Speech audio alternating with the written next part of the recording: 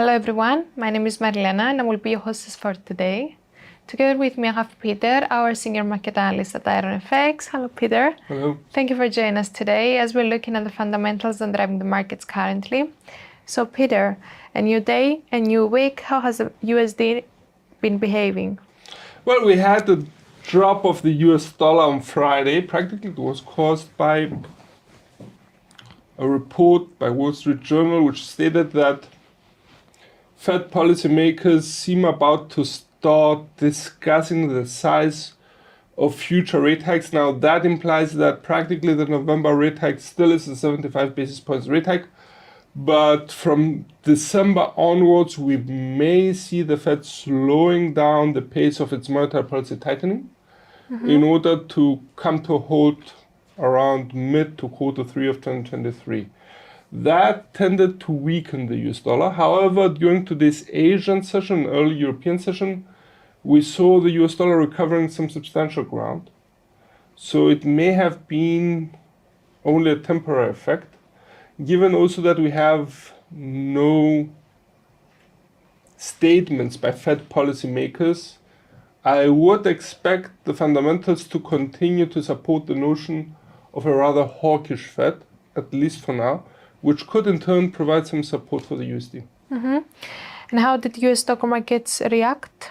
Well, US stock markets got a boost from the report.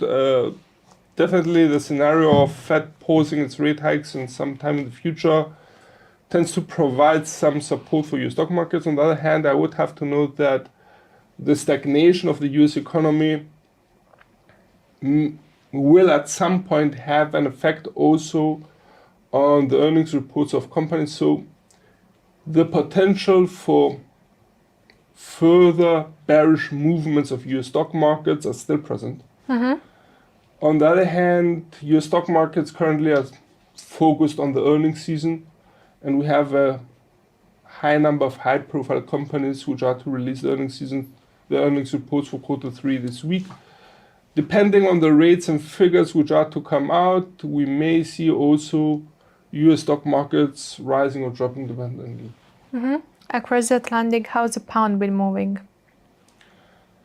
Well, the pound has been or is still tantalizing between the uncertainty of the political scene in the UK, the U-turn of the government in combination with the resignation of Liz Truss tended to create a void in UK government. I would dare to say that Rishi Sunak seems to be having the upper hand here, at least slightly.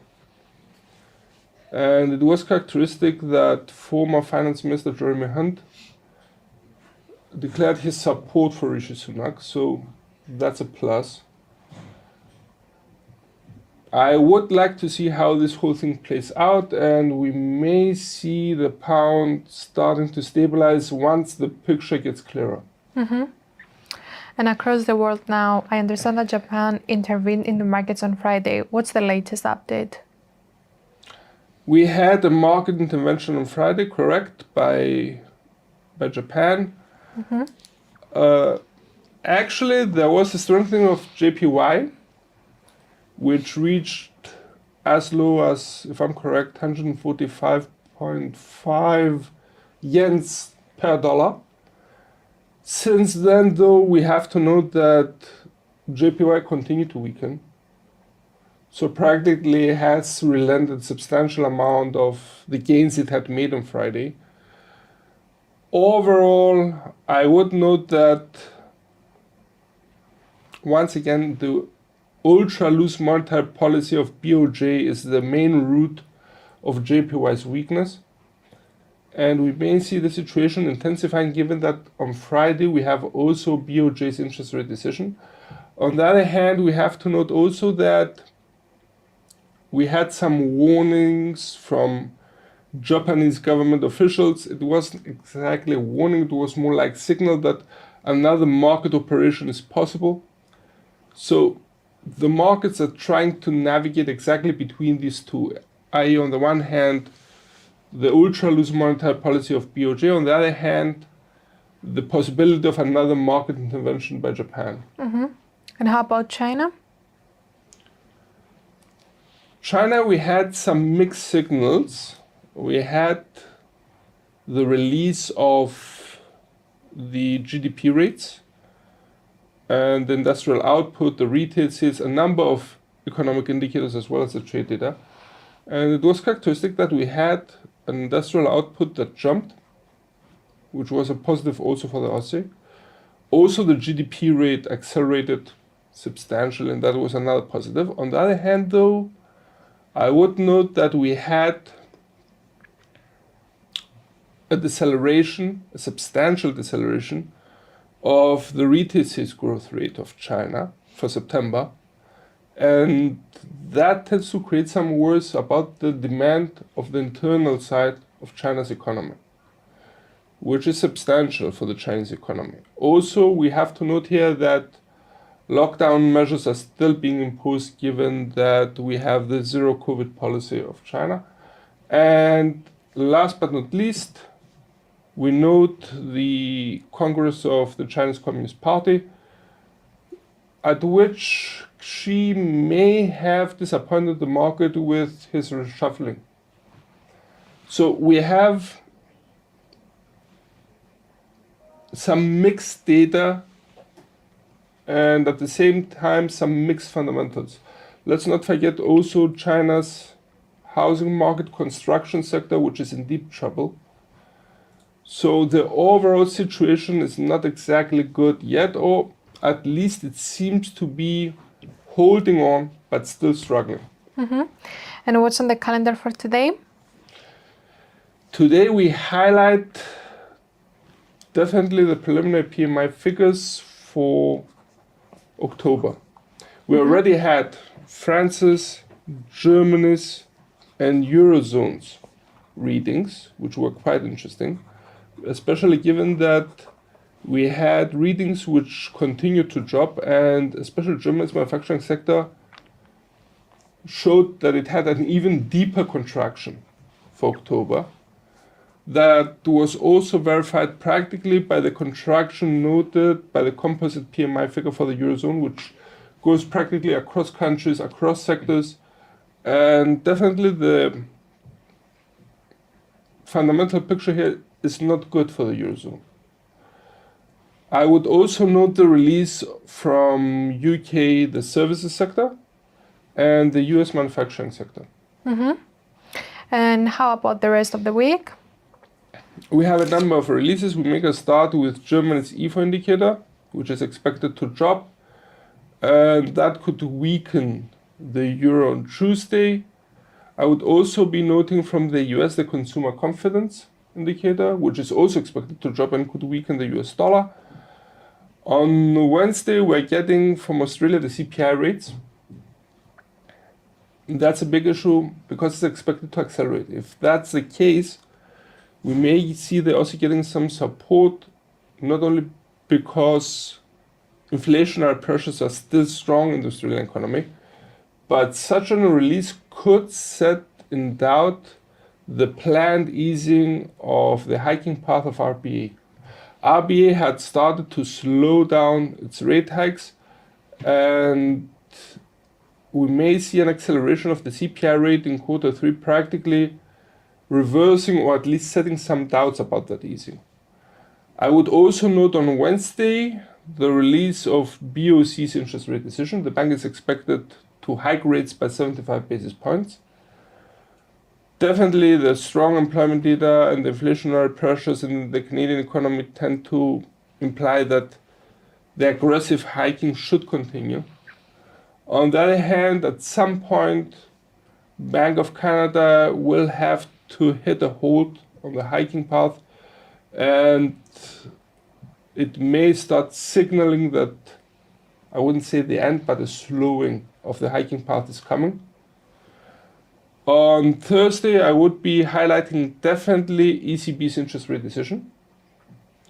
The bank is expected to hike rates, both the refinancing rate as well as the deposit rate, by 75 basis points. And the accompanying statement may include some hawkish comments as well. There is a catch here, and the catch is ECB President Christine Lagarde's press conference later on, at which the ECB President may try to ease the bank's hawkishness somewhat, and that could weaken the euro. On Thursday, we would also be highlighting from the US the GDP rate advance, that's for Q3. An acceleration is expected. Practically, the GDP rate is expected to get out of the negatives. And that would be meaning practically the end of the technical recession the US economy was in for the past 2 quarters. Could provide some substantial support for the US dollar, as such a rate would allow the Fed to continue hiking rates at an aggressive manner. On Friday, we are getting from Japan BOJ's interest rate decision. The bank is expected to remain on hold at minus 0.10%. We expect also in the accompanying statement a dovish tone to prevail. Most probably the forward guidance would once again underscore that the bank plans to keep rates at the same or even lower levels, and that could weaken JPY further. Other than that, I would be noting from the euro area, we have from France and Germany the preliminary GDP rates for Q3 and the preliminary HICP rates, which are for October. On the one hand, we see that growth practically in both countries, according to the estimates, is still suffering, which would be an issue for the euro, while at the same time inflationary pressures are still strong. Great. Thank you, Peter, for your time, and everyone for watching. Join us after a short break for technical analysis with Peter Iosif.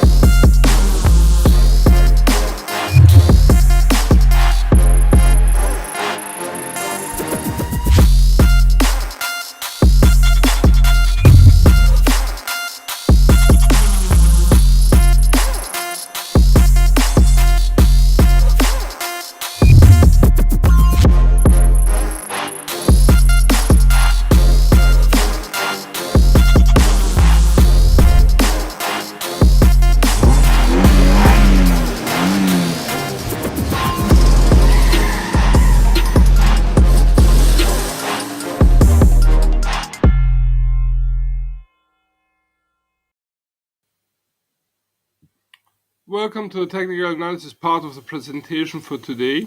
In front of your screens, you have the US dollar index for our chart.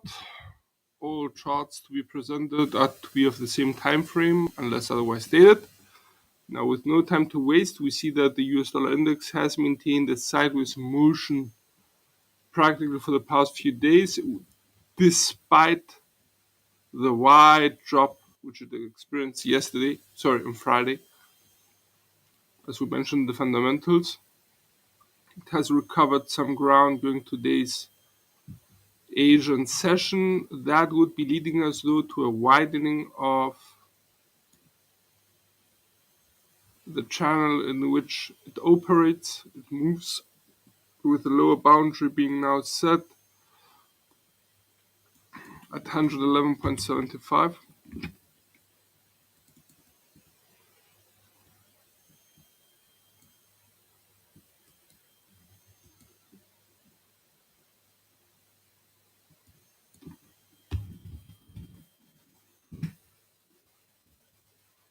For the time being, we tend to maintain our bias for a sideways movement, given also that the RSI indicator is rising, fast approaching the reading of 50. So it's pretty close. Actually, right now it's at 47.9. I wouldn't be surprised to see the index gaining further ground, yet remaining below the 113.45 resistance line, which was a peak tested here shortly, briefly broken here and here. It tested over, so here.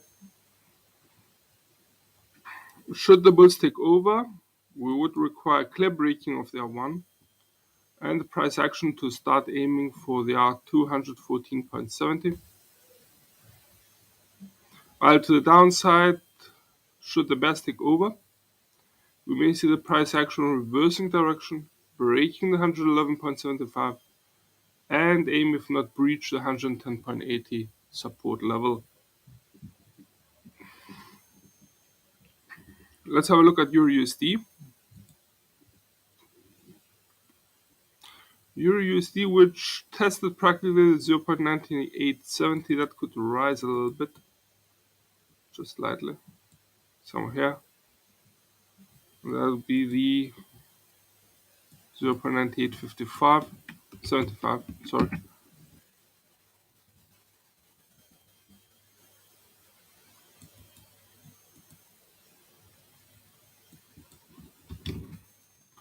So for the time being, and given that, sorry, 1 minute, given that the price action has respected the 0.9875, it was shortly, briefly broken, but overall held its ground. And that tends to lead us towards a bias for sideways movement of EURUSD between the 0.9875 resistance line, the R1, and the 0.9755 support line, the S1. Note how the RSI indicator is dropping, aiming for the reading of 50, have some ground to cover still yet. Should the bulls take over, I would expect the price action to reverse direction, break the 0.9875 resistance line.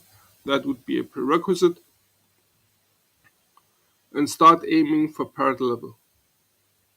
On the other hand, should the bears take over, we may see the price action dropping, breaking the 0.9755 support line, and start aiming for 0.9665, which, mind you, provided support a number of times. I would be characteristically noting this one on the 12th of October and resistance here on the 27th of September. Also some commotion here as well. So it's a pretty valid level and I would be keeping it. For the time being, small recap. As long as the price action remains between the 0.9875 and the 0.9755, we tend to maintain a bias for sideways motion. Let's have a look at cable.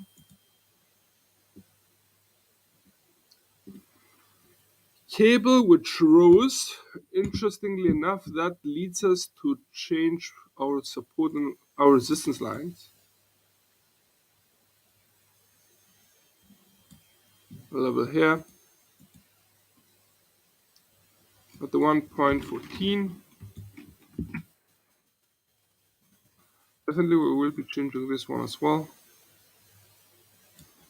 Note the peak here and here. That would be the 1.1590.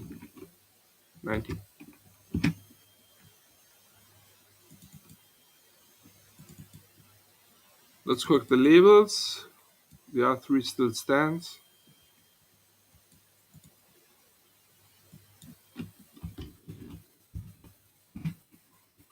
The R1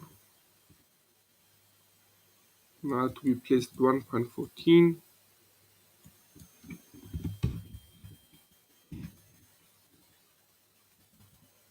Moving to the support lines.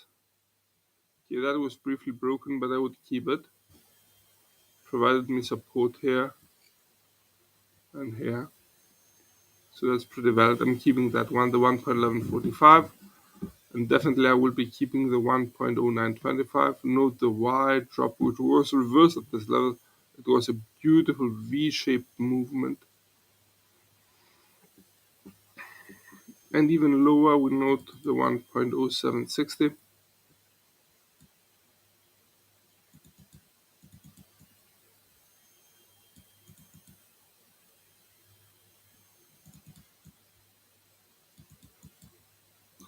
On the other hand, the RSI indicator seems to be Okay, I wouldn't say that high. It's currently at 58, but it's dropping. Aiming for the reading of 50, yet still has some ground to cover here. Let's wait and see. The low volatility may keep it at lower levels as well. So for the time being, a sideways movement between the 1.14 and the 1.1145 is still being maintained. Note the flattening of the Bollinger Bands, also implying some stabilization of the pair. Should the bulls take over, we may see the price action rising, breaking the R1, 1.14, and start aiming for the 1.1590. On the other hand, should the bears take over, we may see cables drop, intensifying, the pair breaking the 1.1145 and start actively aiming for the 1.0925. Let's have a look at USD/JPY, which had some considerable movement on Friday. Some readjustments could be made here. Placing this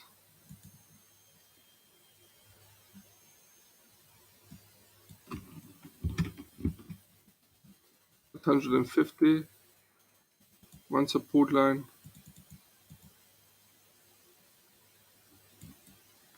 So one resistance line, 152. The second resistance line, and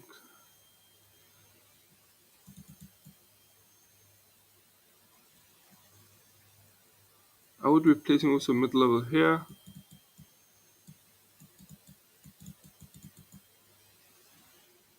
The low touch here would also be valid, and another support line here. Going to be deleting this one. Let's widen the movement.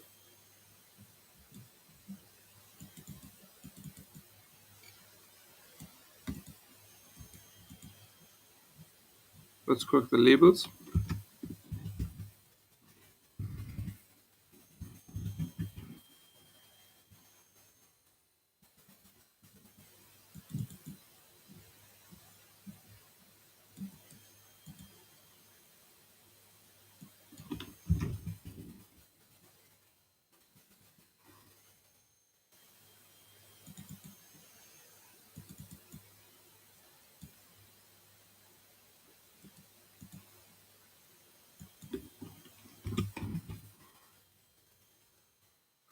S3 is now being placed at 143.50.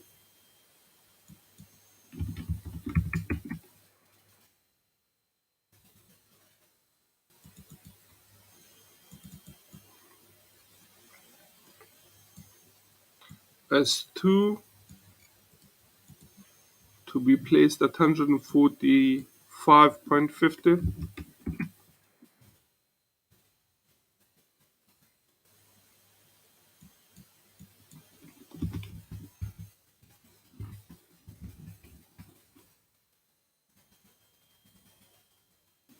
And the S1 to be placed at 147.70.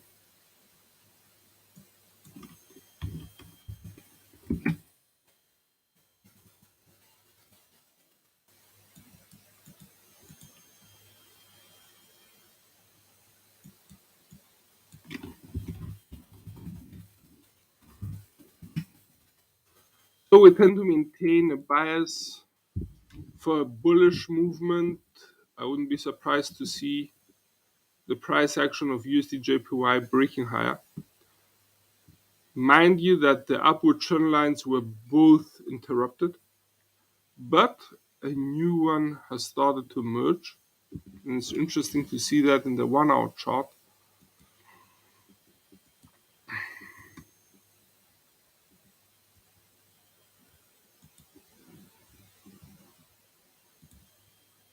Just started to move like this.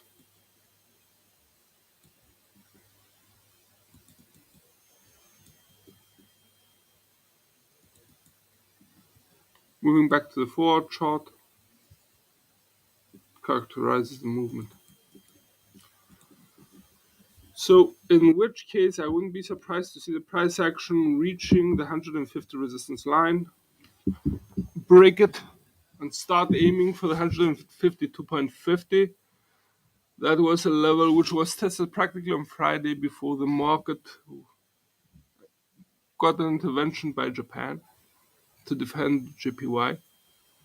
On the other hand, though, I would note that there may be some stabilization, and that idea may be supported A, by the flattening of the Bollinger Bands. You can see both the upper, the lower, and the 20 moving average flattening out. At the same time, the RSI indicator has reached the reading of 50, also implying rather stabilization. In case of a bearish outlook, would require a clear reversal of the upward movement, a breaking of the 147.70, and the price action to hit or start actively aiming for the 145.50. That would allow us also to mark lower peaks and lower truths.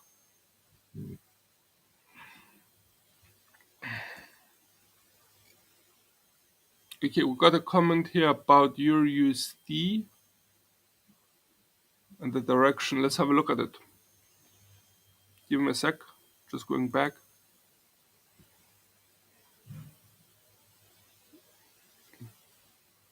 The comment says that there is a long-term downward trend, and I would agree. Let me show you what our view exactly means. Give me a sec. Drilling, I'm in the Euro USD. In the 4-hour chart, I'm drilling out to the daily chart. What the view means practically is this downward trend line, which seems to be valid. 1, 2, 3, 4, 5. So yes, in the long term, I would agree that there is still downward trend line.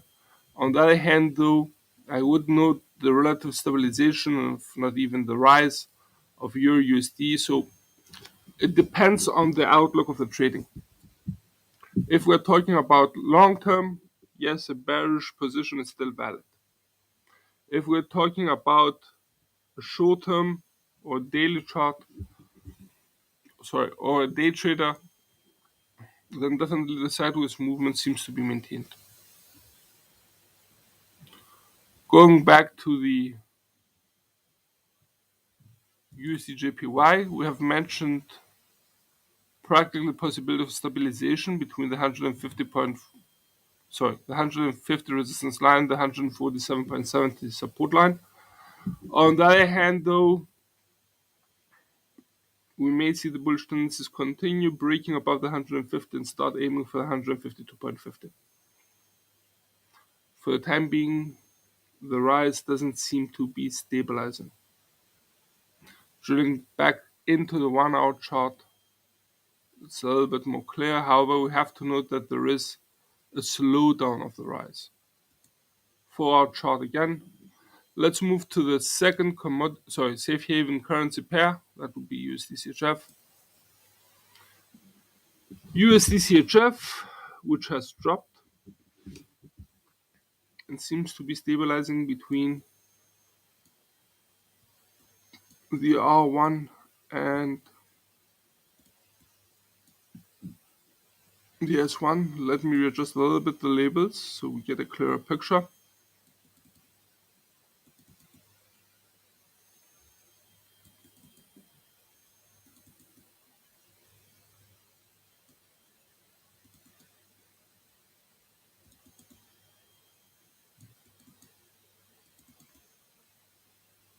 There we are. May we remind you that the upward movement has been broken. It was initiated like this. That's out of the picture. Even if we slide it, once again it has been broken. So that's no longer valid. And the pair seems to be stabilizing between the 1.0050 and the 0.9920. So we tend to maintain a bias for a sideways movement, given also the fact that the RSI indicator is pretty close to the reading of 50 right now. Now, should the bulls take over, I wouldn't be surprised to see the price action rising, breaking the 1.0050 and start aiming for the 1.0120. However, mind you that should the pair be on the rise, we would expect the second resistance line to be pushed a little bit higher, somewhere here, and that would be the 1.0145.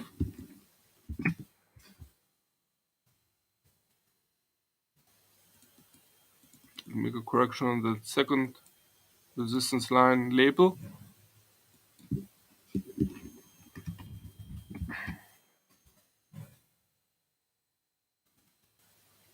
On the other hand, should the bears take over, we may see the price action dropping, reversing direction dropping, breaking the 0.9920 support line, which provided support here and here, and start actively aiming for a 0.9785 support level here and here, providing support.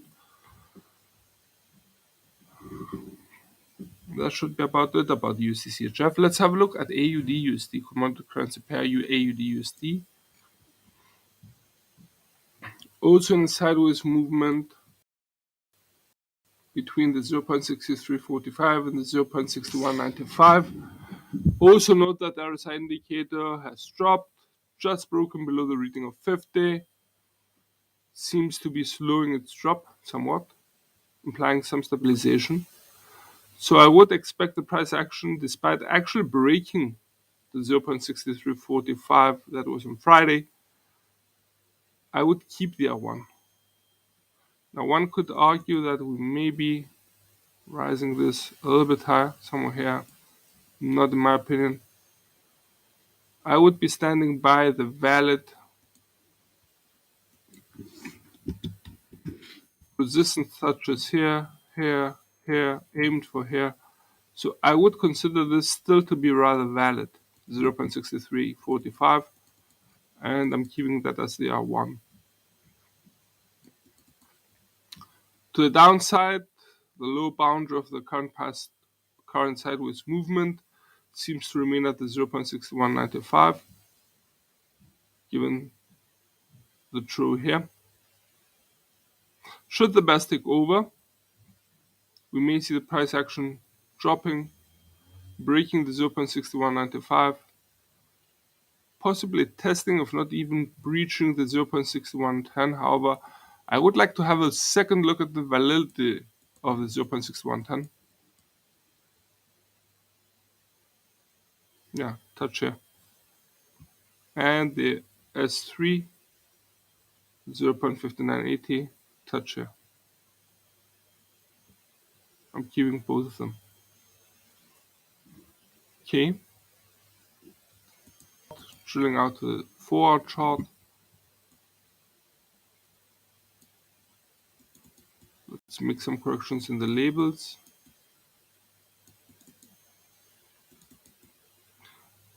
Now, should the bulls take over, I would expect the price action to reverse direction, break the 0.6345, and start aiming for 0.6530, which provided the resistance here, here, here.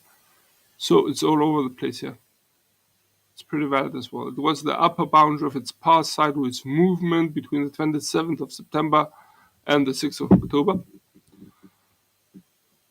And we tend to maintain a bias for sideways movement currently of AUD-USD between the R1 and this one. We adjust the label once again.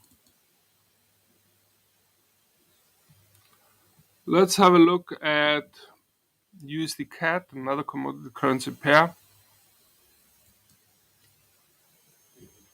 Also moving in a sideways manner,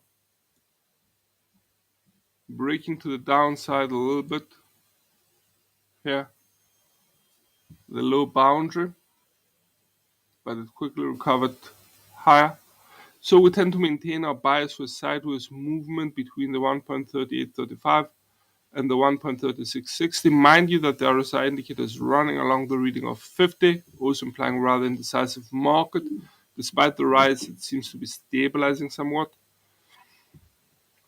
Nevertheless, should buying orders multiply substantially, we may see the price action of USD CAD rising, breaking the 1.3835 and aim for the 1.3975. Mind you, on the fundamental side, that the market may start positioning itself ahead of BOC's interest rate decision on Wednesday.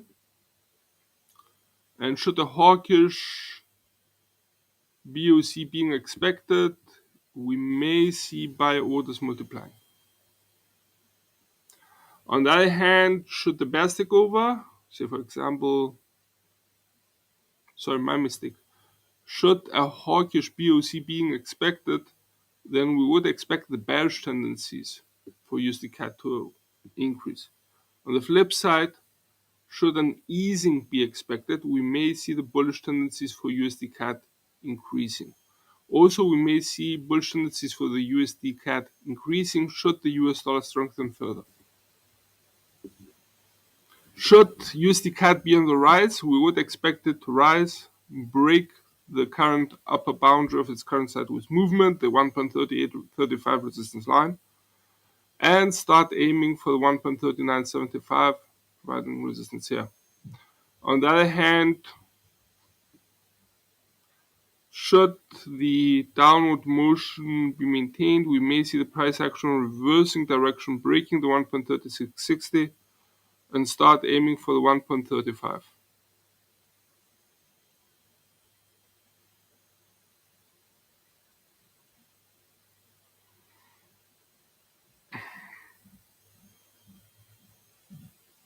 Okay, let's have a look at NZD-USD.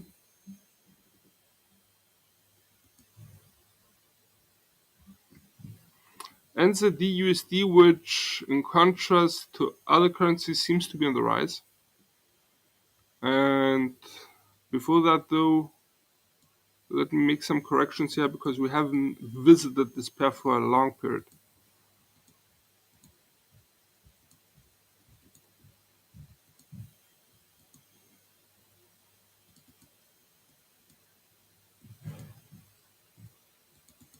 Now we have turned the 0.9650 to resistance line.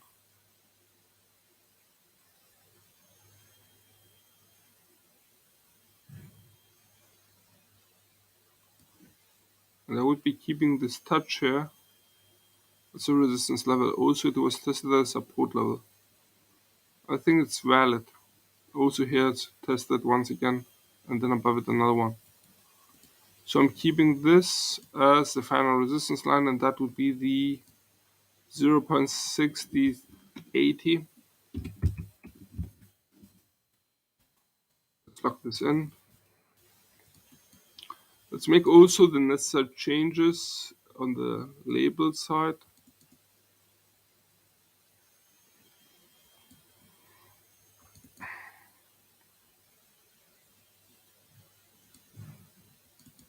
Setting the S1, the S2, and the S3.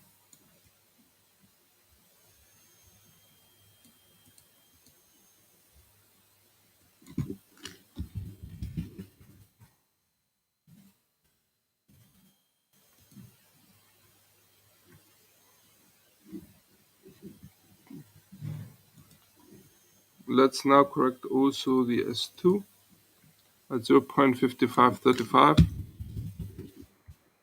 The S1 at 56.50.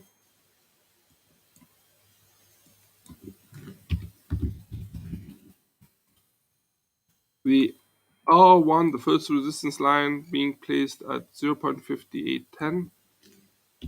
Could be a little bit lower, 12 pips. But for the time being, I'm keeping these levels, these touches here as the main valid ones.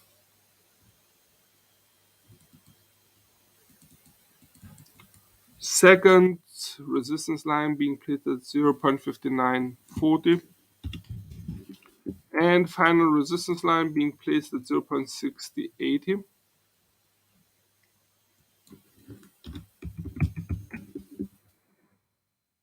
Now, have to tell you guys that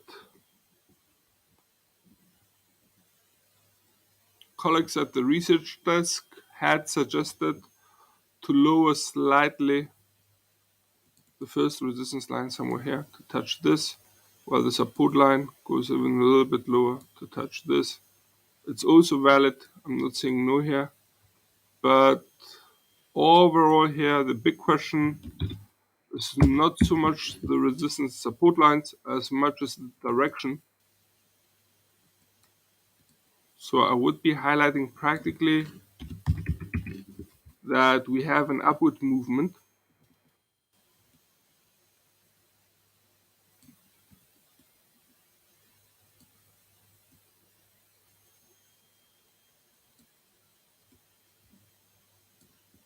which can be seen if we connect the continuous higher throws.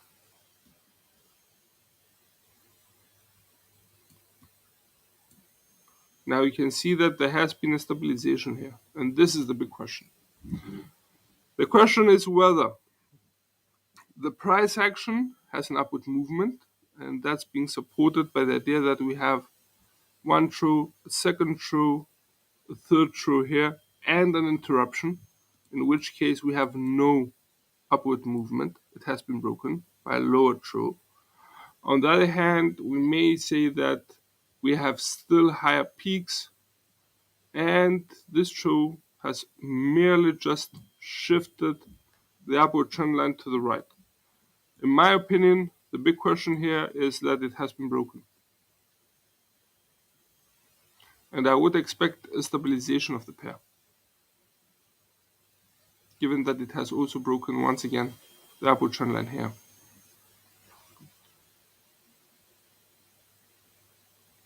Sorry, my bad, I haven't mentioned this, and we have to label it. This pair is USD, NZD USD, sorry.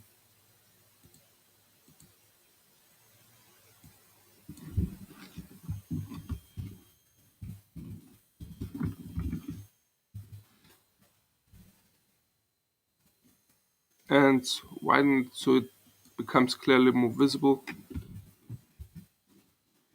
There you go.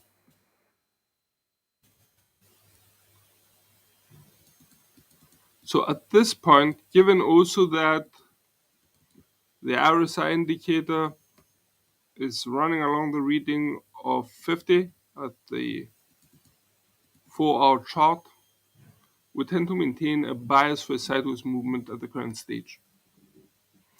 Such a bias could be limited between the 0.5810 and the 0.5650. One though suggestion, may I remind you that the colleagues at the research desk have suggested to lower the R1 and the S1 slightly, about 10 pips lower, so that would mean an S1 of 56.40 and an R1 of 58. Yes and no, in the sense that I would like to see more confirmation, especially about the S1, which is already being discussed.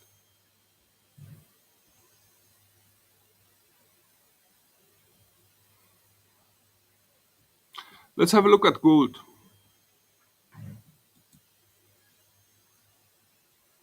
Beautiful upward movement, practically because of the weakening of the US dollar. Note how strongly it reacted, as gold and the US dollar tend to have a negative correlation. And in addition to that, gold is also usually being very, very sensitive to US yields. Should US yields be on the rise, downward pressure is being exercised on gold's price. Now, before we say anything else, let's make the necessary corrections in the resistance support lines. Definitely we have to reverse the former R1 into a support line, given that the price action is now above it. And we'll have to go hunting. And I would be placing the new resistance line here.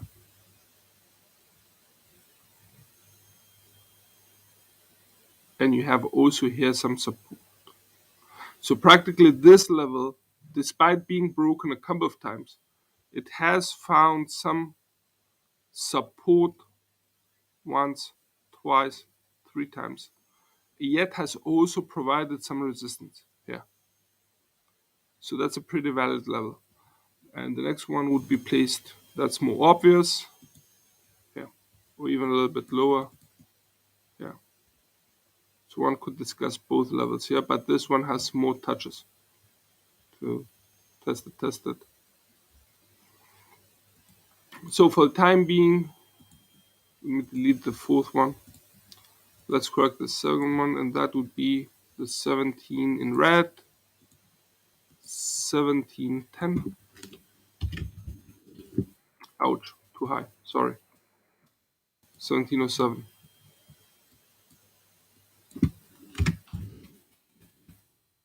Yep, that's it.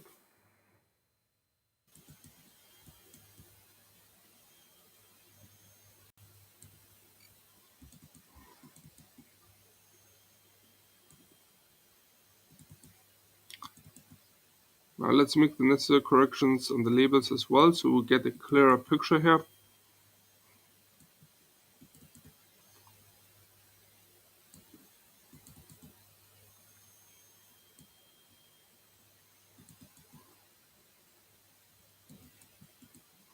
We make a start with the third resistance support line, which is now being placed at 1585. Second support line being placed at 1615. First support line used to be a resistance line, has been broken. Now it's being placed at 1640. First resistance line now being placed at 1660.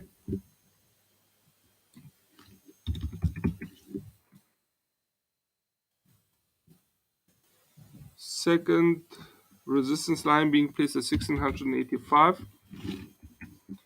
And the final resistance line for the time being placed at 1707.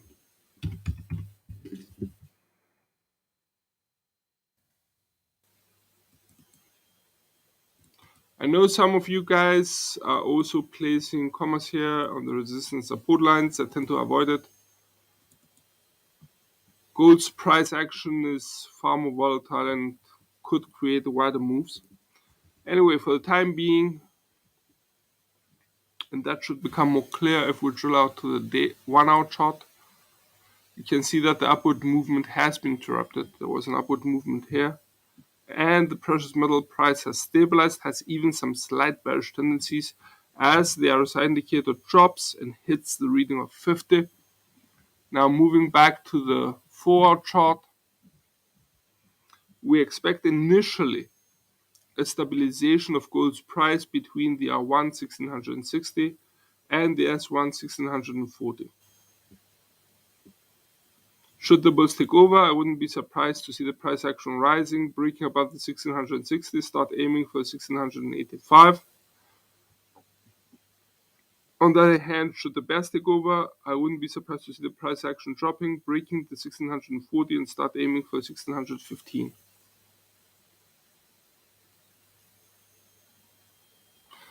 That should sum it up for the day. We'll be back with you guys tomorrow.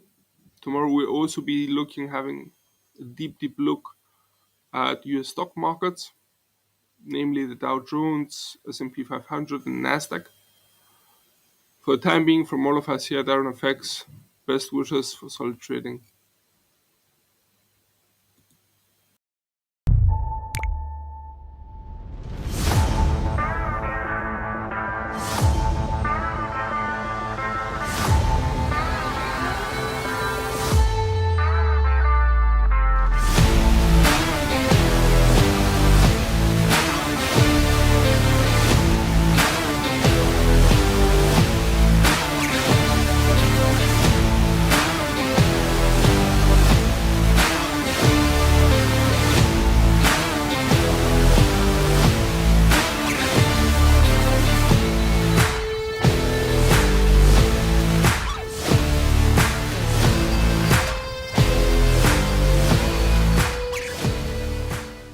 Hello and welcome to another educational video.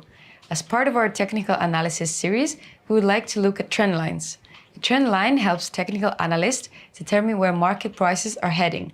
A trader using technical analysis will utilize trend lines to identify and confirm market price trends. This is based on the idea that price trends. The trend line is nothing more than a straight line drawn between at least 2 or more points. An uptrend line has a positive slope and it's formed by connected 2 or more low points. In order to have a positive slope, the second low must be higher than the first. Uptrend lines act as support and point out the net demand it's increasing as the price rises. An increasing price combined with increasing demand is very bullish and shows that buyers are determined to buy. If prices remain above the trend line, the uptrend is considered solid. A break below the uptrend line suggests that net demand has diminished and a change in trend could be looming.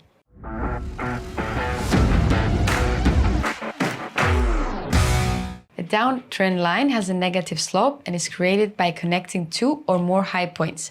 The second high must be lower than the first for the line to have negative slope. To confirm that the trend line is valid, at least 3 points must be connected. Downtrend lines act as resistance and demonstrate the net supply is increasing as the price drops. A falling price combined with increasing supply is very bearish and shows that sellers are determined to sell. If prices remain below the downtrend line, the downtrend is considered solid. A break above the downtrend line indicates that net supply is falling and that a change of trend could be looming. The trend line becomes more important and more credible as the number of price extremes that can be connected by a single line increases. The validity of a line that connects only to price extreme is questionable. Most often traders can take profits too early. It is best to stay with the trend until it breaks, avoiding the desire to sell too soon because the profit could be higher than originally anticipated. Thank you for watching.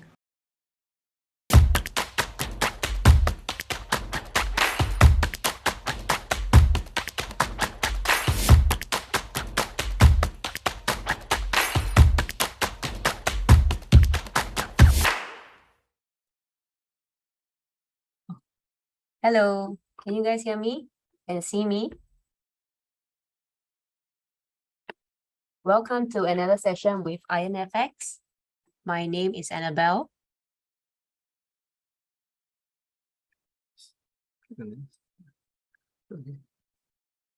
Okay.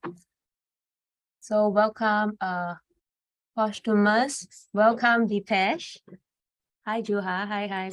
Welcome. Hello. Nice to see you guys. This is the first few session of the Forex army together with IronFX. This is my first few session. So nice to see you guys. Let me know where you guys are tuning in from in the comment section. So I have another page that is open and I will be answering any of your questions if you do have any. So feel free to just post any comments, any questions while I go through the webinar. So let's give the rest of the attendees a couple more minutes before I start. So today's session will be the third part of the Fibonacci series, which is the Fibonacci expansion. Hi, Juhaya, you're from Finland. Okay.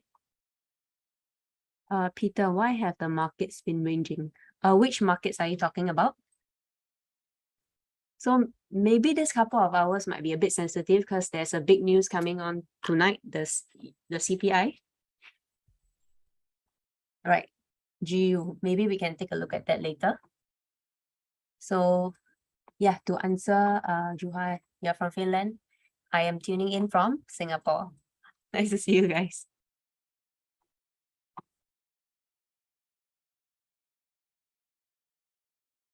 Oh, it sounds like it's raining right here. Okay, just a couple more minutes before we start. Maybe I should start with the risk warning. So our products are traded on margin and carrying a high level of risk, and it's possible to lose all your capital while trading. So FX may not be suitable for everyone, and you should ensure that you understand the risk involved. Disclaimer: the information in this webinar should not be construed as investment advice or an investment recommendation. So please practice your due diligence before you trade. And any material in this webinar is strictly personal opinion of us. The client's investment objective and risk tolerance have not been considered. So yes, please practice your own due diligence. Okay, we have a few more attendees. Hi, Mikhail. Okay, so let's start today's session on Fibonacci expansion. Okay, so the agenda, hang on, give me a sec. Okay, so for today's agenda, it's quite clear. I'll be touching on the third part of the Fibonacci retracement, which is the Fibonacci expansion. So this is quite an important tool because it's where we will catch the reversals, where you can fine-tune your entry or fine-tune your entry levels and probably your take profit or your stop loss. So let me know if you have ever used the Fibonacci expansion. Yep, the agenda today will be, I will cover some parts on the ideal market structure. So it's kind of like a recap on the Fibonacci as a whole, in case some of you guys have never seen it or you have missed the past sessions. Following the trend line, the different retracement levels, Fibonacci, this should be expansion, sorry, and then Fibonacci levels below and above 100%, the live practice. Okay, so this is me, Annabelle. I'm from the Forex Army. As you can see, we are the finalists for Best FX Research 2019, 2020, 2021, as well as finalists for Best Equity Research 2020, 2021. Okay, let's start with the recap. So what is the ideal market structure? So what I mean by ideal market structure is that you need to make sure that there is a trend going on.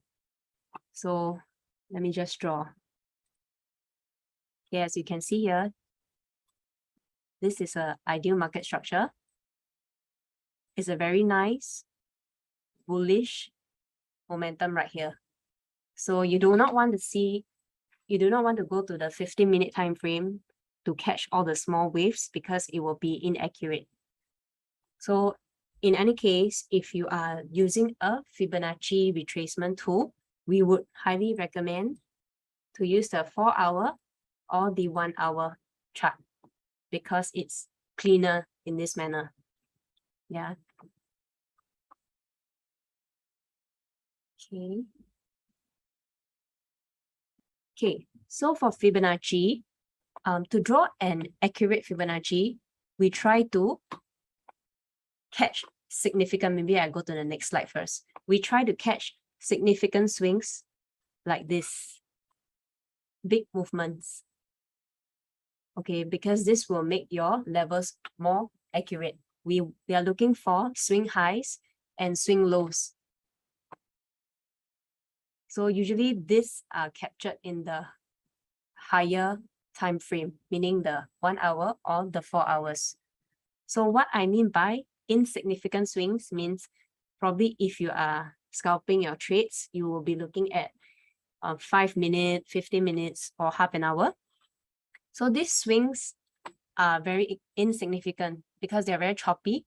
You do not know where to start your level, where to end, where to draw your levels accurately because there can be so many levels here. So these are small, choppy, insignificant waves that we do not want. Yeah, please take note. Okay, hi Mabilo, hi. Hi Peter. Hi, welcome to this session where we are talking about Fibonacci expansion. Do let me know if you guys have any questions at any point in time. I will just answer if I have the time. Okay, so following the market structure, okay, while drawing your Fibonacci, you do not want to cut across like this. You do not want to cut across the chart this way, where you have a lot of gaps in between and the price are not close to the trend line. Yeah. So an accurate, maybe let me just show you guys some examples, some live examples. Okay, so in order to draw your Fibonacci, what we do is we will draw, let me go to a higher time frame. You want your trend line, which is this blue line, to connect as close as possible to your price. It shouldn't deviate much. So this is a very clean line that we are looking at, a very clean Fibonacci trend line that we're looking at. Instead of maybe instead of this. Okay. This might not be as accurate because of this part, which is a bit messy. Okay, so you try to draw as close as possible to your price. See the levels. Let me adjust this here. Okay. Try to be as close as possible to the trend line that you're going to draw for a more accurate Fibonacci retracement tool.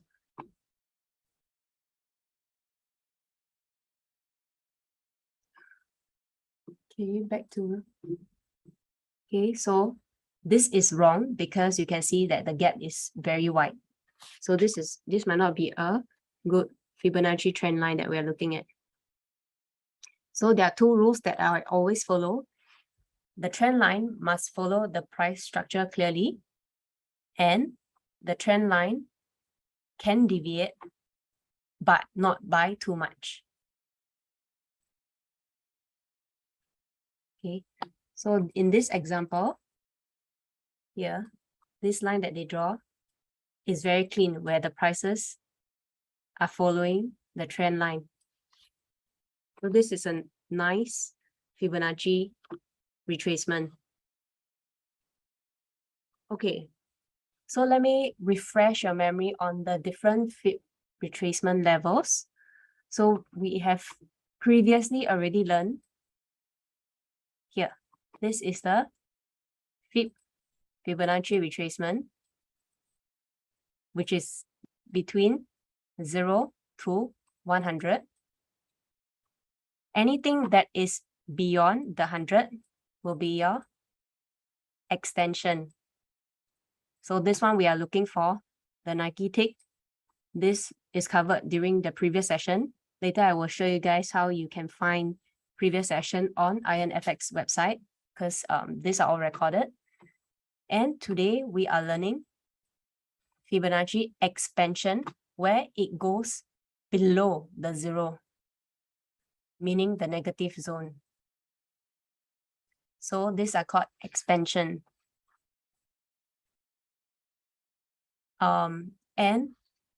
Just to give you some advice and tips, these are called, the whole series are called Fibonacci retracement. It's just that they are named differently, but these tools are used to find reversal points. So it can help you better fine-tune your entry level or your take profit stop loss levels. Okay, so let's take a look at this chart. Okay, like I've mentioned, okay, the 0 to 100%, these are called retracement levels. Yeah. So if the price reaches here, this is still within the retracement zone. But if price comes here and goes down, This is called the expansion. Alternatively, price could also, let me get my pen, hang on. Okay, price could also come back down here and go all the way up to the 100%, breaks this level and go beyond the 100 to the 127.2 level. So these are called the extension levels. Okay, please take note of these important levels. These are all key levels.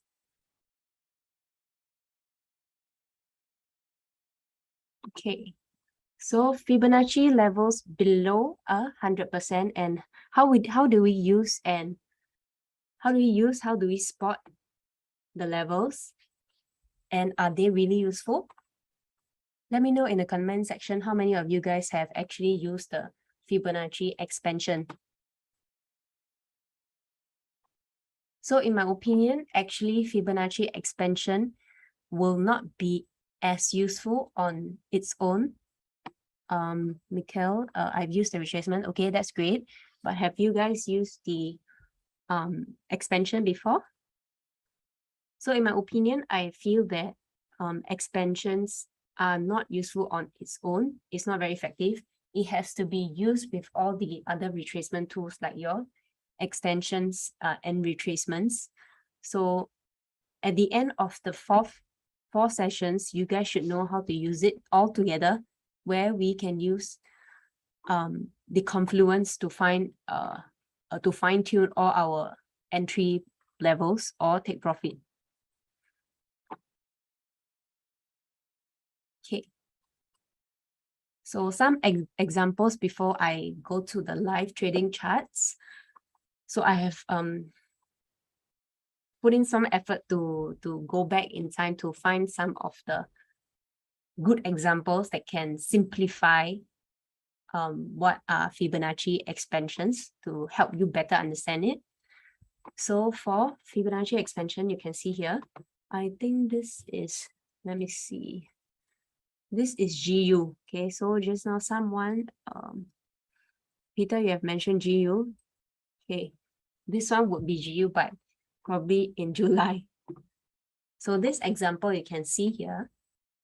Okay, for Fibonacci expansion, we are looking for a retracement of at least 50% and above. Yeah, 50% and above. So point number one, we will be looking for a retracement level of more than 50% before we consider that as a strong or effective expansion. So right here, you can see my Fibonacci retracement tool I have drawn from here to here, and then it has already corrected more than 50%. So it's that it has slightly broken my 78.6. So once it has broken or tested anything above 50%, you will look for a reversal. You wait for a reversal to come back. And at this point, then you will take note. So number one, it has to retrace more than 50% and then bounce back to test at your 0% before I will take note of this trade to call it an expansion. So essentially what you are looking for is a flash. Yeah. So for expansion, we are looking for a flash. It can be downward or it can be upward. So long as it expands, it retraces more than 50%. Okay. Retraces more than 50%. 50 to 100, not more than 100. Because if, for example, if it retraces, let me erase first. For example, if your price comes here, retrace more than beyond here, beyond your 100%, this is called an extension already. So your expansion will be invalid. Yeah. Okay. Mikhail, your question, expansion continues the original direction. Yes, it does, meaning to say, okay, so if it's a downward trend, right, it will look like this. It will retrace more than 50%, and then we are looking for it to go back down to the 0% level before it captures your attention to go to the negative 27 before it bounces up. So here is very clean. Later, I will show you guys some of the live examples. Okay, these are the ones that I screenshotted to make it easier and faster for you guys to grasp the basis of it. Yeah. So let me try on another. Okay. Okay, this is another example. So this is also GU. Like I've mentioned, okay, your Fibonacci retracement tool, you draw it. It has to retrace, number one, 50% or more. So in this instance, it has retraced already at the 50% mark. Okay, so we're looking for it to reverse and in continuation with this trend. Meaning I'm looking for this. So anyone can tell me what will happen next if this is Fibonacci expansion. What should we be expecting? Let me know in the comment section.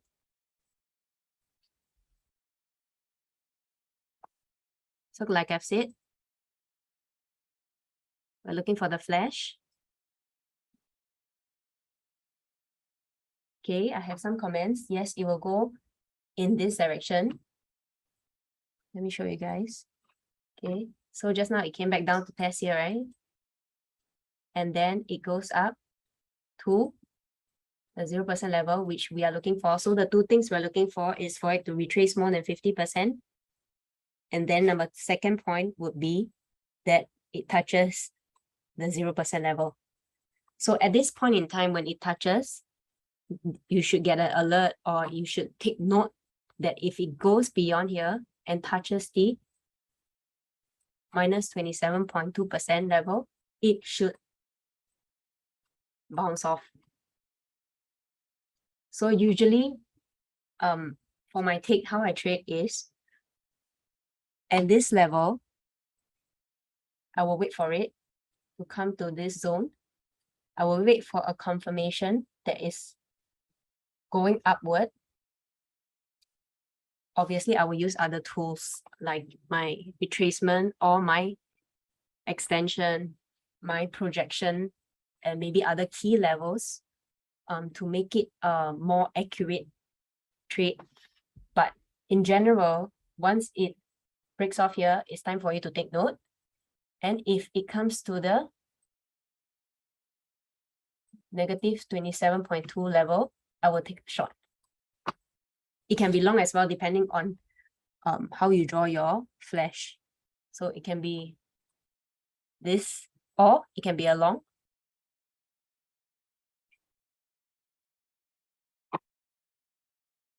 So depending on which way you draw your flash. Okay, to answer Mikhail, why would it bounce off there? These are all, so like I've mentioned in the first part of the session, retracement tools are used for projecting forward and for you to note where the prices are going to reverse from. That's why it will bounce off here. So these are all the levels where we are looking at for prices to bounce off. That's why it's called a retracement tool. Okay, I hope I answered that. Okay. Let's try more examples. Okay, so if you guys have any requests, do send in the chat as well, because I have one screen that is catered to answer your requests or your questions. Okay, so this is USD Swiss franc. Let's take a look at this. Okay. So number one, when you are using an expansion tool, make sure you draw your Fibonacci trend line correctly. It can deviate, but not to a huge extent like maybe this. This is too much. Yeah. So we try to make it as clean as possible. This way. Okay. So point number one for an expansion, you need it to retrace at least 50% or more. So this has already reacted 61.8% here. Reacted off and it's coming back. So this should look like a flash like this. So what we are looking for, or what we are projecting forward, is for price to come down here. That's point number two. Point number one, retrace 50% or more. Point number two, test the 0% level. Okay. So once it has tested, you will wait for a confirmation that is still going downward. Okay, this has already broken the key level here. So there's a downward confirmation. You will wait, probably an entry here. Might take profit. You could actually short it, or you can wait for reversal as well. So depending on which one you're more comfortable. Usually, if we are trading, I will go along with the trend. So if it's going in a more bearish manner, I would take a short here and take profit at the minus 27.2, because most likely it will reverse from here. Okay, to answer Mikhail, no, it doesn't always bounce off the minus 27. It could also go to the negative 61.8. So these are the two key levels that we look at. But for purpose of this webinar, I have taken most 27.2%. Yeah, you're welcome. So it's depending on how you chart and how you analyze your charts, because you don't only use the expansion tool. We still need to use extension, projection, retracement. You can use other tools or other indicators like your Ichimoku, your RSI, or your stochastic. So it's not just based on one tool that we make this decision to sell or buy. But these are all examples to help you understand Fibonacci expansion more easily. Huh? Okay, I think this might be the last few examples I have before I go to the live trading view. So right here, can any one of you tell me what we are expecting? I have drawn my Fibonacci trend line here. Okay, it's a bit messy, sorry. Okay, I have drawn my, I use a highlighter. Okay, I have drawn my trend line here.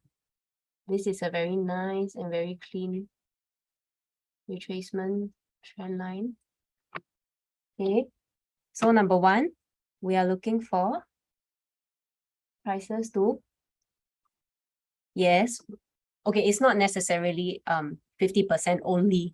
So it's 50% or more. It could have came here and bounce off this level. It could have came here and bounce off this level. So anything above 50%, not just 50%, take note. So it could bounce off 61.8, or it can even bounce off 100%. So it's depending.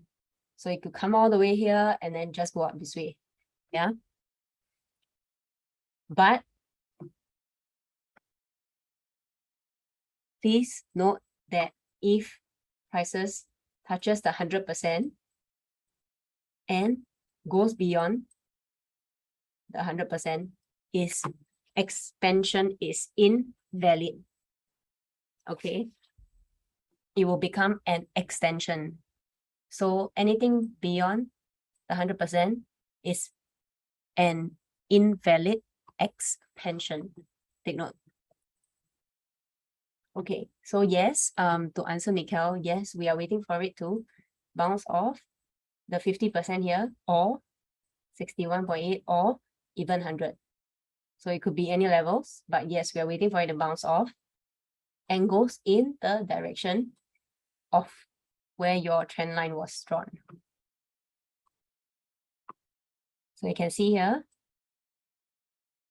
they bounce off, can bounce off here. Point number 2, must touch. Sorry, my apologies, it's very messy. So point number 2, it has to break this level and then show signal and signs of a bullish momentum upwards. Then you can either buy here or you can short, because technically retracement tools are meant for reversals. So what you can do is also to short here, take profit. Usually I would just do it here because you will never know what happens after. Moreover, it's a very bullish trend. Yeah. What if it bounces off the day of 23? Is that still good? Okay. If it bounces off, okay, let me draw it for you. Okay, let's say if, good question. So the reason why I keep emphasizing on the fact that it has to reverse off 50% or more, because if it just bounces off your 23.6% and goes this way, it will just look like it's in a bullish continuation. It's just making a higher low and in a continuation of this trend. For example, here, so come up, this is probably at 23%, and then it continues with a bullish momentum. So usually we don't treat it as an effective level at 23.6 and 38.2 because and also the fact that we have done quite a bit of testing. So it usually is most effective after 50%. Yeah. Okay, so let me go to the live charts to show you some examples.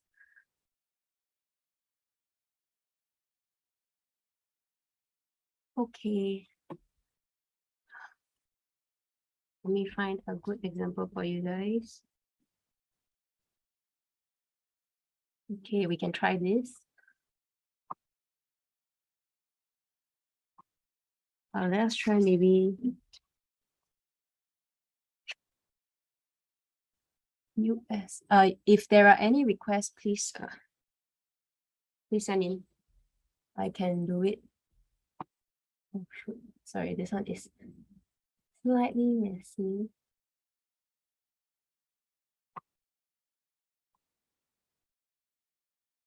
Give me some time to load the charts.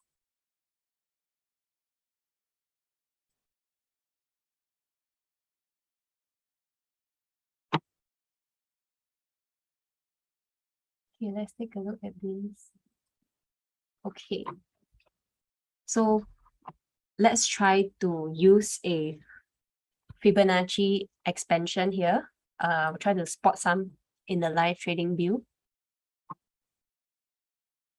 So let's try. Okay, for expansion, remember you are always looking for a flash, meaning to say, okay, maybe I draw using a pen. So we are looking for a flash, okay, which is something like this. Okay. Let's see if there are any here. Okay, so this is quite a good example. Okay, just now, Mikhail, you asked whether bouncing off the 28 the 23 or the 38 will be a good gauge.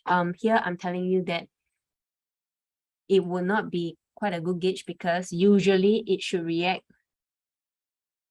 at the 50% or more. Yeah, so you can you guys see? Okay, this is a very good example that just happened a couple hours ago. Okay, price retraced 50%, and then it bounces off here. Tested my 0% here, breaks and come to the 27.2, negative 27.2. And then you see my take profit. So usually people will do it. They will take a trade here or slightly below. And then the take profit should be at this level. Stop loss can be slightly above.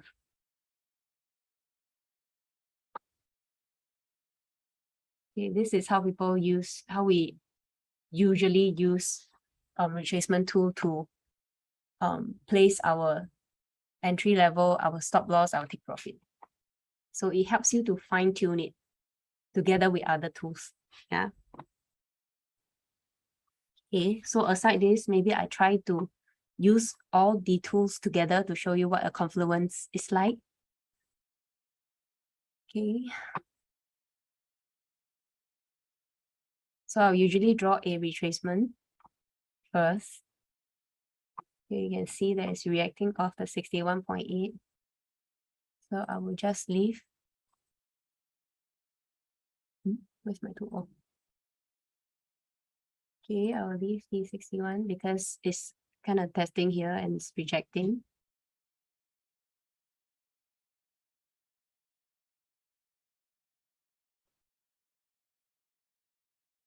Okay, no use.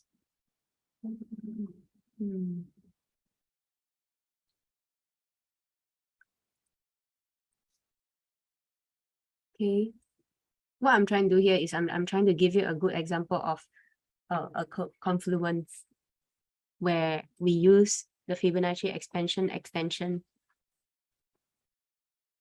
to fine tune where you should enter your positions. Okay, just give me a second while I find.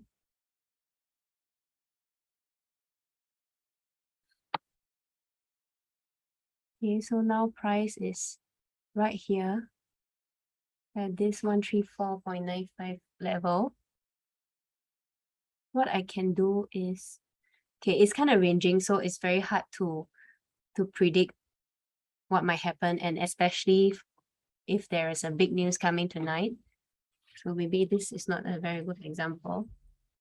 We can do a back test.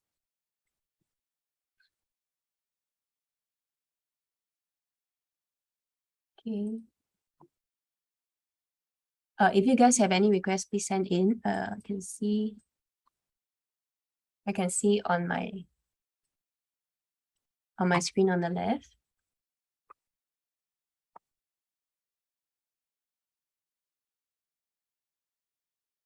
Okay.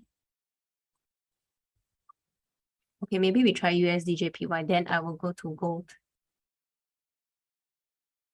Okay, no, this, okay, so maybe I'll give you an example of the extension. So you can see here,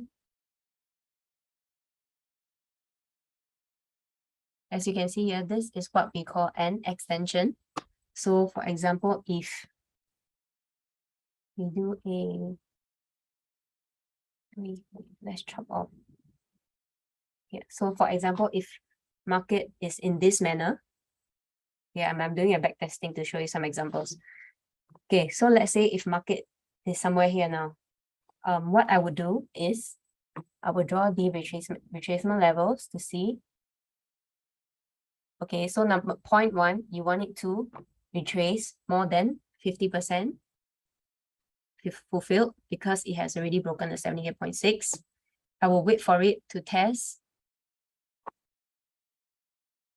here. Okay, so if it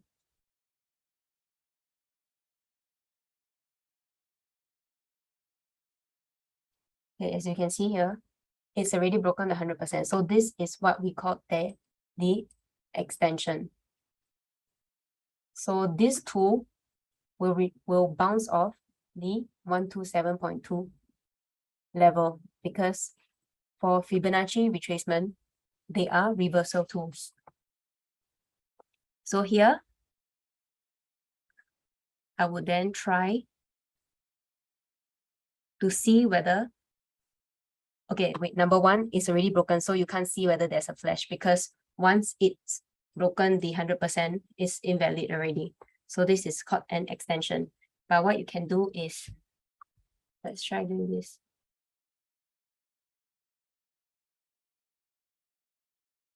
So it retraces. If, see, so in this, okay, maybe I draw a cleaner line. So from here to here, we can see that it has sort of tested the 50% and rebound and bounce off this level. It doesn't have to always touch accurately. Sometimes if it's close enough, you can try to do the Fibonacci expansion. So what we are looking for here is this. And we have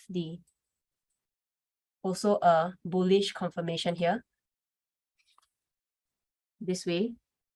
So I'm looking to see if there is a continuation. Okay, so my point number 2 would be once it's tested the 0% here, then I will keep a lookout for price to come here and reverse. It is not a 100% guarantee that it will always happen, but this is what the tool is for. So you will monitor.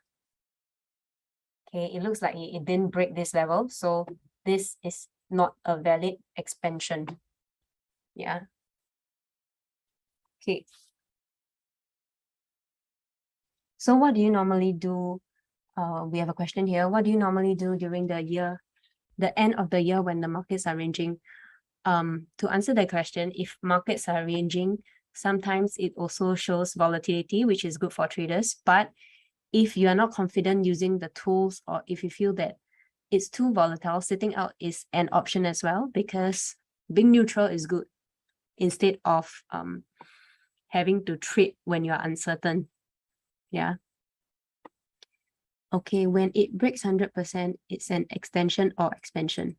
Okay, so when it breaks, let me clear this up. When it breaks a, let me see whether this is a good example. Okay. Let me just refresh this. Let me find a better. Okay, here. I think this is quite a good example. Okay. Okay, never mind. I'll explain from here. Okay, when 0 to 100 is your normal retracement where we look for prices. Yeah, let me just chop off. Okay, where we look for prices to bounce off these levels. So this is your typical normal retracement levels. In between 0 to 100. Okay, so if price is already here, we are looking for a reversal here, the 38.2. If it doesn't, okay, maybe you can look at reversal at 23.6 or, so these are all reversal points for you to take note. Okay, so if price doesn't break any of these levels and it goes, okay, and it goes below 0, it becomes negative. This is your expansion. Do note that expansion and extension doesn't mean it's in a certain direction. It's depending on how you draw your Fibonacci retracement. Okay, so just take note of the numbers. If it's between 0 to 100 is your retracement. Anything below is called expansion in the negative zone. Anything that is beyond 100, which is above 100, is called extension. So take note that it has nothing to do with which direction it is at. For example, if it's negative, it doesn't mean it's here. If it's more than 100, it doesn't mean it's here. So it's depending on how you draw your Fibonacci trend line. Yeah. And to answer your question, which time frame is best for this? I would usually look at H4, H1, or even on a daily chart. So usually personally what I do is I will take a look at the daily chart to see where is the market sentiment going. So it's currently, I'll use a normal retracement tool to draw. Anyway, for expansion, you also use the normal retracement tool. All these are drawn by using the retracement tool. So it's just how you read the numbers. So I would use a day to see where the market is generally going. So it's still in a bullish manner for USD JPY. Then I will zoom in. So here I also can see that maybe there is a potential for a expansion, but technically it's not that great because it's 23.6%. But if you zoom in, maybe you could have drawn here to here. Okay, kind of tested the 50%, didn't break. Yeah. Let's see where it goes moving forward. See whether this works. Just be patient with me while we try this.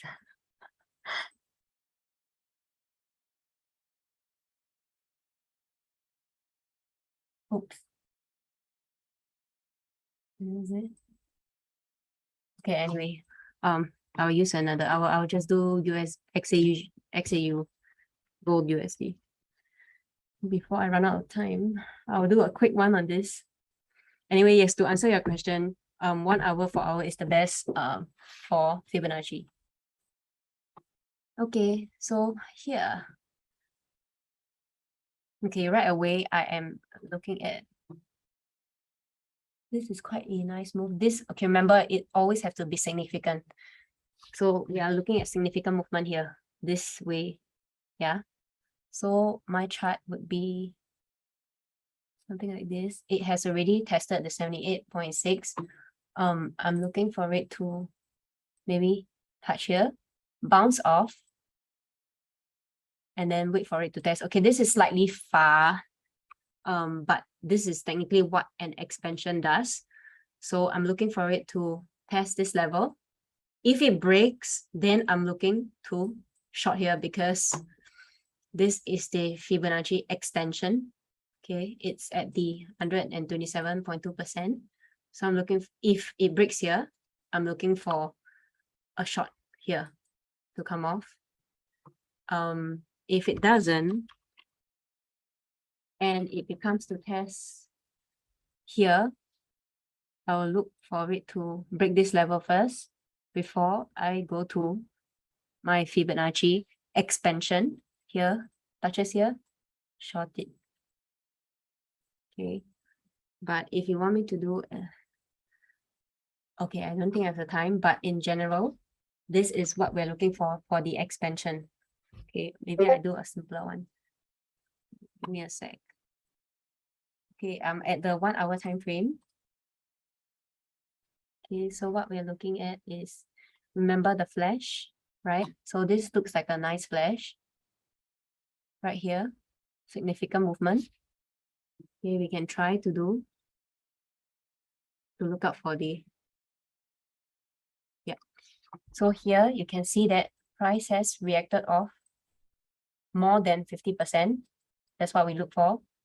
Price has reacted, come off here, reacted off, and go in the same direction as where you draw your level Fibonacci. So right here, I'm looking for this price to maybe touch the negative 27.2 before it comes down. Yeah. Okay. So let me just show you guys where you can find the past webinars and this session. So you can come to the IronFX platform, go to past webinars, and then it should be here, where you can find all the previous webinar and rewatch it if you miss any of the parts. And also, recently, IronFX and the Forex Army, we have a special exclusive VIP trading room where we show our clients market forecast, and you guys can actually ask questions. On this platform. So it's a very exclusive and personal page where there's a one-to-one interaction. I can show you guys.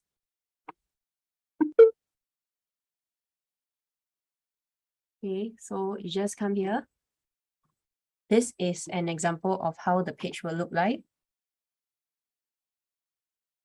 I'll give it a second. Okay, so when you join us on this exclusive page, you can see all day. You'll be able to see all the relevant FX news. You can just click in and see. And then we have a interact section where you can come to the chart. You can use the tools, for example, USDJPY. Okay, so I actually use it here. See, I'm able to let my clients know what are my thoughts for USDJPY or any other majors. So I can highlight key levels, just as you guys can as well. If you have any questions, you can just type key levels and then you highlight it. You can just draw any line you want and then it will link it. So when you hover over that point, I'm able to see which line you are exactly talking about, and then we can comment. So this is the interactive section where we will be able to answer you individually. So we have Jean, he's our professional prop trader in this industry for more than 10 years. Very experienced, as well as Desmond himself, our CEO. So join us. If you guys are interested, log on to IronFX. Let me just cut the link for you.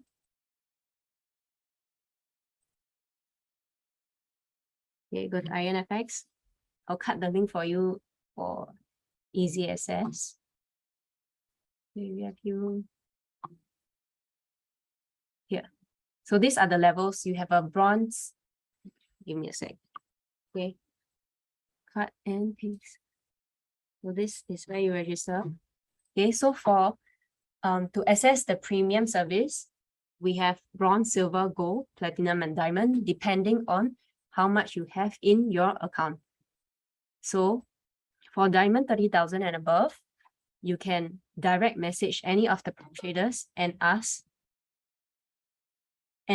questions directly. Priority support, weekly private 30-minute group call where we analyze and discuss charts. And you can also DM our chief trader. So it's depending on what needs or what you require, and then you can sign up accordingly. So we hope that you guys can join us. Please register. Okay, so I have come to the end of the session today.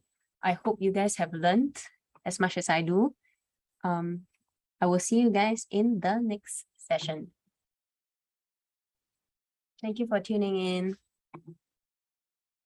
Thank you.